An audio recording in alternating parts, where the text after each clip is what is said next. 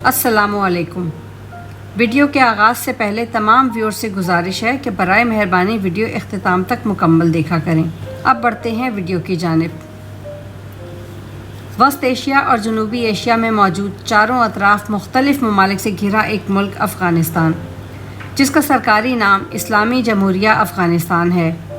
آج اسی ملک کی تاریخ، جغرافیہ اور یہاں رہنے والے عوام کے بارے میں جانیں گے اس ویڈیو میں۔ آپ دیکھ رہے ہیں تاریخی منظرنامہ آمرہ کے ساتھ۔ لائک، شیئر، سبسکرائب اور گھنٹی کے نشان کو دبانا نہ بھولیں۔ افغانستان ایک لینڈ لاک ملک ہے جس کے جنوب اور مشرق میں پاکستان، مغرب میں ایران، شمال مشرق میں چین اور شمال میں ترکمانستان، ازبکستان اور تاجکستان واقع ہیں۔ ان ممالک سے افغانستان کے صدیوں سے تاریخی، مذہبی اور ثقافتی تعلقات ہیں۔ افغانستان کی بیشتر آبادی مسلمانوں پہ مشتمل ہے اور یہ ملک مختلف ادوار میں مختلف اقوام کے نشانے پہ رہا۔ زمانہ قدیم میں ایرانی، یونانی، عرب، ترک، منگول اور اب دور حاضر میں برطانیہ، روس اور امریکہ نے اس پر یلغار کر دی۔ افغانستان کے بارے میں ایک ضرب المثل مشہور ہے: اللہ آپ کو کوبرا سانپ کے زہر، شیر کے دانتوں اور افغان کے انتقام سے بچائے، کیونکہ یہ بہت خوددار، شجاع اور آزاد قوم ہے، اور ان کی تاریخ ہمیں بتاتی ہے کہ بیرونی حملہ آوروں کو انہوں نے کبھی بھی اپنی زمین پر قابض نہیں ہونے دیا۔ موجودہ افغانستان کی تاریخ 500 سال قبل مسیح سے شروع ہوئی، مگر شواہد بتاتے ہیں کہ افغانستان میں 50,000 سال پہلے بھی انسانی آبادی موجود تھی، اور 2000 سال قبل مسیح میں آریاؤں نے افغانستان پر حملہ کر کے قبضہ کر لیا۔ پھر ایرانیوں نے ان سے افغانستان چھین لیا۔ اس کے بعد یہ عرصے تک سلطنت فارس کا حصہ رہا۔ 329 قبل مسیح میں اس کے کئی حصے ایرانیوں سے سکندر اعظم نے چھین لیے، مگر یونانیوں کا یہ قبضہ زیادہ دیر برقرار نہ رہ سکا۔ 642 عیسوی تک اس علاقے پر وقتاً فوقتاً ہون، منگول، ساسانی اور ایرانی قابض رہے، جس کے بعد اس علاقے کو مسلمانوں نے فتح کر لیا، اور مسلمانوں میں کئی اقوام کے لوگ شامل تھے۔ اسلام سے پہلے یہاں کے لوگ بدھ مت مذہب کے ماننے والے تھے۔ افغانستان 18ویں صدی کے وسط میں احمد شاہ ابدالی کے دور میں ایک ملک کے طور پر ابھرا، حالانکہ بعد میں درانی کی سلطنت کے دوران افغانستان کے کافی علاقے ارد گرد کے دوسرے ممالک کا حصہ بن گئے۔ 1919 میں افغانستان نے شاہ امان اللہ خان کی قیادت میں انگریزوں سے آزادی حاصل کی، مگر در حقیقت انگریزوں کے دور میں افغانستان ایک آزاد ملک ہی تھا، اور برطانیہ کبھی بھی اس پر مکمل قابض نہ ہو سکا۔ اگرچہ افغانستان کے پاس تیل یا دوسرے وسائل کی کمی ہے، مگر اس کی جغرافیائی حیثیت ایسی ہے کہ وہ وسطی ایشیا، جنوبی ایشیا اور مشرقی وسطیٰ کے درمیان میں واقع ہے، جس کے سبب تینوں خطوں سے اس کے ہمیشہ نسلی، مذہبی اور ثقافتی تعلقات رہے ہیں۔ مگر پچھلے 40 سالوں سے افغانستان مسلسل جنگ کی سی حالت میں ہے، جس نے اس کو تباہ کر دیا ہے اور اس کی کئی نسلوں کو بے گھر کر دیا ہے۔ یہ تباہی کبھی غیروں کے ہاتھوں ہوئی اور کبھی خانہ جنگی سے یہ صورتحال پیدا ہوئی۔ نتیجہ یہ ہوا کہ اس ملک کو کبھی بھی لمبے عرصے کے لیے امن نصیب نہ ہو سکا۔ مگر افغانستان پر استعماری قوتوں نے اپنا قبضہ اور اثر رکھنے کی ہمیشہ کوشش کی، مگر وہ قوتیں سمجھ نہ سکیں کہ افغانستان کے 3 قدیم روایتی بنیادی اصول ہیں: عزت، مہمان نوازی اور انتقام۔ اسی لیے برطانیہ کے وزیر اعظم چرچل نے کہا تھا کہ افغانستان میں جنگ سرمایہ کا زیاں اور رسوائی کا باعث ہے۔ کیونکہ برطانیہ کے افغانستان پر قبضے کے نتائج نے یہ بات انہیں بہت اچھی طرح سمجھا دی تھی، مگر دنیا میں 2 اقوام ابھی ایسی بھی تھیں کہ جنہیں یہ سبق آنے والے وقتوں میں پڑھنا تھا۔ 1979 میں روس نے گرم پانیوں تک رسائی کی چاہت اور افغانستان پر کنٹرول حاصل کرنے کے لیے اپنی افواج افغانستان میں داخل کر دیں۔ یہ امریکہ اور روس کے درمیان سرد جنگ کا زمانہ تھا۔ پھر 9/11 کے واقعے کا بہانہ بنا کر امریکہ افغانستان پر حملہ آور ہو گیا، مگر افغانستان پر دونوں قبضہ کرنے میں ناکام رہے۔ روس اپنا ملک توڑوا بیٹھا، اور آج امریکہ افغانستان سے ذلت آمیز شکست کے بعد جان چھڑا کر بھاگ رہا ہے۔ چونکہ افغانستان کا زیادہ رقبہ پتھریلا پہاڑی علاقہ ہے اور یہاں کے عوام زیادہ تر قبائلی ہیں اور کبھی بھی بیرونی طاقتوں کو تسلیم نہیں کرتے۔ انہی وجوہات کی بنا پہ کسی بھی بیرونی طاقت کا یہاں لمبے عرصے کے لیے قبضہ رکھنا مشکل ہوتا ہے۔ آئینی طور پر افغانستان ایک اسلامی جمہوری ملک ہے۔ یہاں صدارتی نظام کے تحت حکومت قائم ہے۔ 2014 میں اشرف غنی کا بطور صدر انتخاب کیا گیا، جبکہ ان سے پہلے حامد کرزئی صدر کی حیثیت سے فرائض ادا کرتے رہے۔ مگر ساتھ ہی طالبان بھی افغانستان پر ایک پیرالل فورس کے طور پر آپریٹ کرتے ہیں اور عملاً ایک بڑے رقبے پر طالبان کا کنٹرول ہے۔ افغانستان کی آبادی 32 ملین کے قریب ہے اور یہ بہت سے نسلی گروہوں کا گھر بھی ہے۔ افغانستان میں پشتونوں کی آبادی سب سے زیادہ یعنی تقریباً 42% ہے، جو کہ افغان پاکستان سرحد کے آر پار پھیلی ہوئی ہے۔ ان کے علاوہ تاجک، ہزارہ، ازبک، ترکمان، بلوچی اور نورستانی بھی ہیں۔ افغانستان کے بڑے شہروں میں قندھار، ہرات، مزار شریف، قندوز اور جلال آباد شامل ہیں، جبکہ کابل اس کا کیپٹل ہے۔ امریکہ کی آمد سے پہلے افغانستان کا کنٹرول طالبان کے پاس تھا۔ طالبان دراصل افغانستان کی سب سے مؤثر جنگی اور سیاسی قوت ہیں۔ یہ وہ لوگ ہیں جو روس کی افغانستان میں آمد کے بعد افغان جہاد میں مجاہدین کے ساتھ مل کر لڑتے رہے۔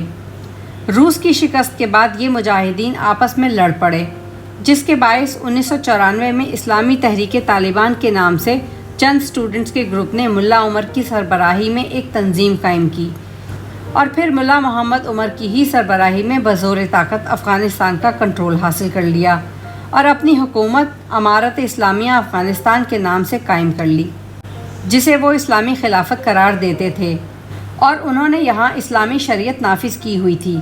سخت قوانین کی وجہ سے کرائم ریٹ بھی نہ ہونے کے برابر تھا۔ پوست کی کاشت کا خاتمہ ہوا اور افغانستان میں مکمل امن قائم تھا۔ تحریک طالبان کے عالم اسلام پر بھی مثبت اثرات مرتب ہوئے۔ عالمی جہادی تحریکوں کو طالبان سے خاصی تقویت حاصل ہوئی، جن میں القاعدہ سر فہرست ہے۔ کشمیر میں سرگرم جہادی تحریکوں کو بھی طالبان کی سپورٹ حاصل تھی۔ شرعی قوانین کے نفاذ سے جنگ سے تباہ حال ملک میں امن و امان قائم ہوا۔ طالبان حکومت کے گورنروں اور وزراء کی نہایت سادہ طرز زندگی ایک روشن مثال تھی، جن کو بغیر کسی پروٹوکول کے اور اکثر سائیکلوں پر گھومتے پھرتے دیکھا جاتا تھا۔ یہ صورتحال خاص کر دیگر مسلم ممالک کے حکمرانوں کے لیے ناقابل قبول تھی، جن کے وزرائے اعظم اور صدور کے ہمراہ درجنوں گاڑیاں اور سینکڑوں کی تعداد میں سیکیورٹی اہلکار سفر کرتے اور جن کے عالی شان محلات کا محض ایک روز کا خرچ ہی کئی کروڑوں تک ہوتا۔ 20ویں صدی کی ایک باقاعدہ اسلامی حکومت کا قیام عمل میں آنے سے عالم اسلام کے اکثر ممالک میں بھی خطرے کی گھنٹیاں بجنے لگیں۔ ساتھ ہی ساتھ اس انداز حکومت سے مغربی طاقتوں کو بھی شدید اختلاف اور دین اسلام سے ایک انجانہ خوف تھا، اور پھر ستمبر 2001 میں امریکہ میں واقع ورلڈ ٹریڈ سینٹر اور امریکی محکمہ دفاع کے صدر دفتر پینٹاگون پر ہوئے حملوں کا ذمہ دار القاعدہ کو ٹھہرایا گیا، اور اس طرح القاعدہ کے میزبان ہونے کے ناطے طالبان کو اکتوبر 2001 میں امریکی جارحیت کا سامنا کرنا پڑا، اور طالبان کی جانب سے امن کا گہوارہ بنائے جانے والا ملک افغانستان دیکھتے ہی دیکھتے 56 ممالک، امریکہ اور اقوام متحدہ کی سربراہی میں خاک اور خون میں نہلا دیا گیا، جبکہ 9/11 کے واقعے میں ایک بھی افغانی ملوث نہیں تھا۔ یہ ہے طاقتور کا انصاف۔ آج افغانستان صرف اور صرف انہی طاقتوں کے گندے کھیل کے سبب ایک بدامنی کا شکار ملک ہے۔ پر اللہ کی لاٹھی بے آواز ہے، جب پڑتی ہے تو سدھ بدھ بھلا دیتی ہے۔ اسی سبب امریکہ اور نیٹو فورسز نے طالبان سے مار بھی خوب کھائی۔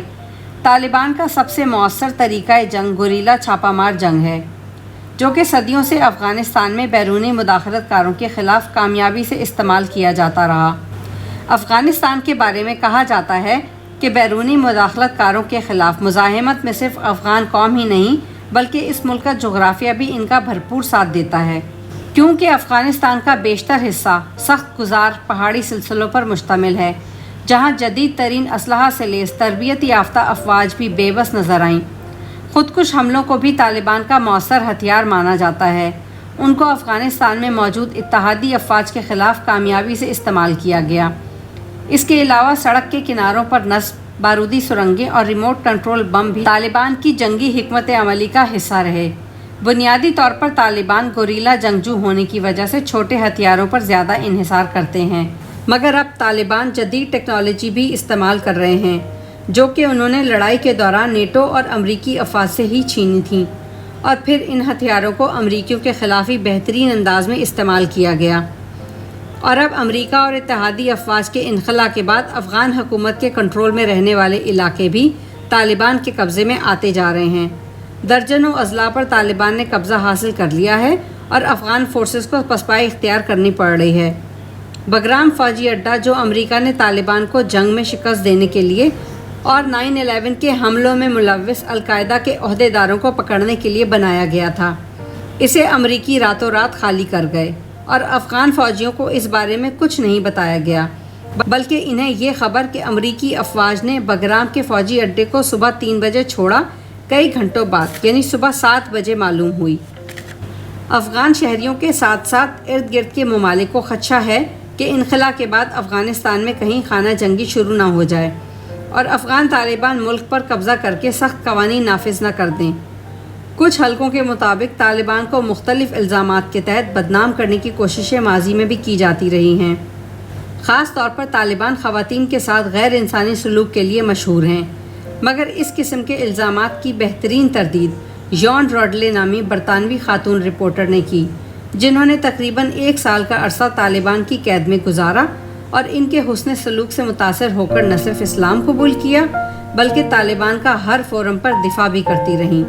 یہ بھی کہا جاتا ہے کہ طالبان کے اصولوں کا تعلق اسلام سے زیادہ پشتون والی قوانین سے ہے، لیکن یہ بھی حقیقت ہے کہ طالبان نہ صرف خواتین کی مردوں کے ساتھ مخلوط تعلیم کے سخت مخالف ہیں، بلکہ خواتین کا بلا ضرورت گھر سے باہر جانا بھی پسند نہیں کرتے، اور ایسا کرنا اسلام کے ساتھ ساتھ ان کے قبائلی قوانین میں بھی شامل ہے، جس کا جہالت سے کوئی تعلق نہیں، بلکہ یہ ثقافتی معاملہ ہے۔ اور مزید یہ کہ افغانستان میں خواتین کی عصمت دری کے واقعات کا نہ ہونا صرف طالبان کا ہی کریڈٹ ہے۔ باقی سو کالڈ مہذب دنیا میں کوئی بھی ایک ملک ایسا نہیں کہ جہاں حقوق نسواں کی تنظیمیں سالانہ اربوں ڈالر کھا جائیں اور پولیس کے محکمے پر بے انتہا اخراجات کیے جائیں، مگر پھر بھی عصمت دری کے واقعات کو کنٹرول کرنے کے لیے بڑی بڑی تنظیموں کی موجودگی میں لاکھوں عصمت دری کے واقعات رونما ہو جائیں۔ اس کے برعکس ٹوٹا پھوٹا افغانستان، جہاں کے نظام میں ایک انگریز غیر مسلم عورت احساس تحفظ اور افغانوں کے حسن سلوک سے متاثر ہو کر اسلام قبول کر لے، اس سے زیادہ اچھی مثال کوئی اور ملک دے ہی نہیں سکتا۔ اور مزید یہ کہ 6 سال کے مختصر عرصے میں ایک اجڑے ہوئے ملک کو اسلامی شرعی نظام کے تحت ایک پرامن ملک بنا دینا بھی صرف طالبان کا ہی کریڈٹ ہے۔ اور اب امریکہ کی افغانستان میں طالبان کے ہاتھوں بدترین شکست کے بعد ہی افغان حکام نیٹو اور امریکہ طالبان کی جانب بڑھ رہے ہیں۔ اس بدلتی صورتحال میں افغانستان کا مستقبل واضح نہیں، اور یوں یہاں پاکستان کا کردار بہت اہم ہو جاتا ہے۔ کچھ قوتیں افغانستان میں امن نہیں چاہتیں، اور یہ افغانستان کے اندر اور باہر موجود ہیں۔ ان حالات میں پاکستان کو ایک اچھے پڑوسی ہونے کے ناطے افغانستان میں استحکام کے لیے ہر ممکن ساتھ دینے کی شدید ضرورت ہے۔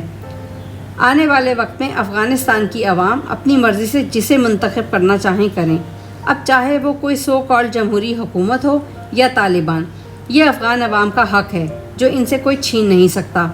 تو کہیے کیسی لگی افغانستان کی تاریخ؟ امید کرتی ہوں اس ویڈیو سے آپ کی معلومات میں اضافہ ہوا ہوگا۔ پھر ملیں گے اگلی ویڈیو میں، تب تک کے لیے اللہ حافظ۔